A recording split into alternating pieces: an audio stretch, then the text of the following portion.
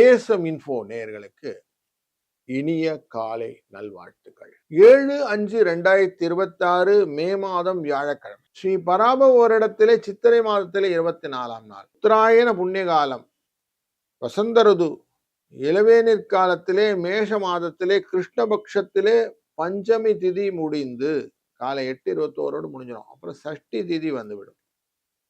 பூராடம் மாலை 4:05 வரைக்கும் இருக்கும். உத்திராட நட்சத்திரம் பின்பு வந்துவிடும். இந்த சஷ்டி அப்படின்னு உடனே சஷ்டி விரதம் இருப்பது நல்லது. சஷ்டி விரதம் இருப்பதுக்கு முடியலன்னா கூட நம்ம கந்தசஷ்டி கவசம், ஸ்கந்தகுரு கவசம் இதெல்லாம் சொல்றது நல்லது. மனமுருகி குழந்தை தெய்வமான இந்த முருகப்பெருமானை வணங்க தீராத வினைகள் தீரும். நமக்கு பல தேவைகள்ல கல்யாணம், குழந்தை, வீடு இந்த 3 முக்கியமான ஒரு தேவையாக அமைகிறது.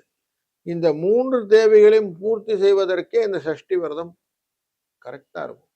அதனால இன்றைக்கு குருவாரத்துல சஷ்டி விரதம் வர்றது விசேஷம், பயன்படுத்தி கொள்ளுவோம். நல்ல நேரம் காலையில 10:30 11:30, மத்தியான வேலையில 12:30 1:30 வரைக்கும், ராகு காலம் 1:30 யமகண்டம் 6-7:30, குளிகை நேரம் 9-10. தெற்கு பக்கம் செய்வர்கள் கொஞ்சம் மருந்து அறிந்து செல்வது நல்லது, எண்ணெய் குடித்து கொண்டு செல்வது நல்லது. மேஷ லக்னத்திலே 1 நாழிகை 6 வினாழிகள் சூரியன் இருக்க போகிறார். 5:55 சூரியன் உதயம்.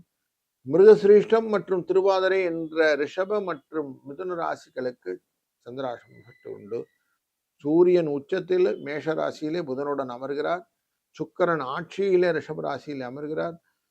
குரு பகவான் மிதுன ராசியிலே அமர்கிறார். கேது சிம்ம ராசியிலும், ராகு கும்பராசியிலும், சனி செவ்வாய் சேர்க்கையுடன் மீன ராசியிலும் இந்த நாளை துவக்குகிறார்கள். இந்த நாளிலே ஒரு ராசிக்கும் பலனை பார்ப்போம். கன்னி ராசி நண்பர்களே, இன்றைக்கு கொஞ்சம் எதையும் தெரிந்து கொண்டு செய்ய வேண்டும் என்ற ஆர்வம் உங்களுக்கு ஜாஸ்தியாகும். இந்த 4ஆம் இடம் என்ற சுகஸ்தானத்திலே மண், மனை, வாகன யோகம் கொண்ட இடத்திலே குருவினாலே பார்க்கப்படுவதனாலே எதையும் அனலிட்டிக்கலா புரிஞ்சுக்கணும் அப்படிங்கிற எண்ணம் ஜாஸ்தி வரும்.